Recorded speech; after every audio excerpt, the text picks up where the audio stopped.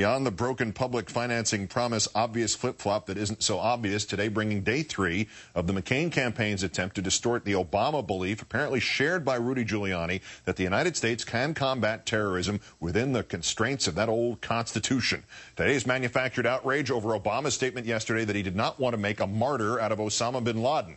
Today's disingenuously outraged McCain surrogate, Senator Fred Thompson, back from vacation or something, expressing alarm at this false allegation that Senator Obama wants to employ only a law enforcement approach to terrorism. You know, like on this show Law and Order he used to be on. The Tennessee Republican accusing Senator Obama of being inconsistent on matters of national security and foreign policy, adding that the presumptive Democratic nominee would do well to stop apologizing to the rest of the world for defending ourselves in war.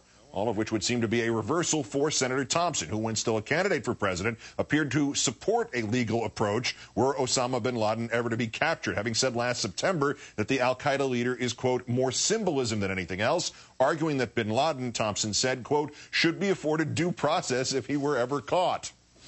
Well, that was then and this is now. Let's turn now to our own Eugene Robinson, columnist, associate editor of the Washington Post. Good evening, Gene. Evening, Keith. So let me see if I understand this collective position expressed by Giuliani and Thompson on behalf of McCain correctly. Martyrdom good, Constitution bad? You know, I'm not sure, Keith, to tell you the truth. They did support more legal means, judicial means of dealing with terrorism than George Bush did, for example. But that was back then, and now apparently things have changed. I'm not quite sure what they're saying about martyrdom. I'm not quite sure what the basis is of the attack, except to kind of throw smoke and to make Obama seem soft on terrorism. But if you go back to Fred Thompson last September, we're not talking about something from the year 1895, where he said Osama bin Laden should be afforded due process if he were ever caught. This is just...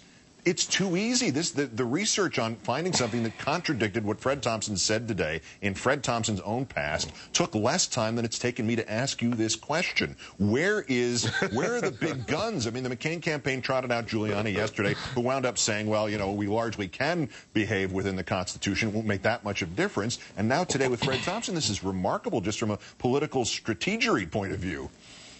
Right. It's bad strategery. You know, at least Rudy Giuliani is associated in the public's mind with 9/11 and the response to terrorism. So that makes a certain sense in my view. But Fred Thompson, I mean, were there a lot of terrorism cases on Law and Order? I'm just not sure. Touching on what we touched on with Howard Fineman.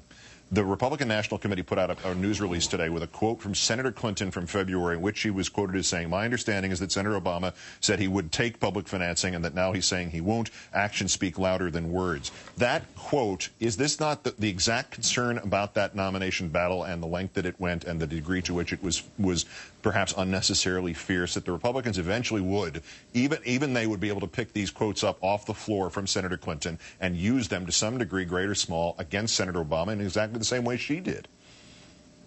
Well, that's certainly one of the several concerns that Democrats might have owing to the length and nature of the campaign. But you know, in a sense, those quotes could be the gift that keeps on giving to the Republicans, in that they're there. You can't erase them, and they will be trotted out in due course. What could potentially, I guess, negate some of their impact would be for Senator Clinton to come out and either clarify or disown or otherwise say nice things about Senator Obama. But we're going to hear him again. We're going to hear all those quotes. But, of course, now with the public financing decision by Obama, he can simply buy an ad, feature Hillary Clinton in it, and just overwhelm McCain in that sense, or at least try to. Eugene Robinson of MSNBC and the Washington Post. As always, Gene, many thanks for your time tonight. Good to talk to you, Keith.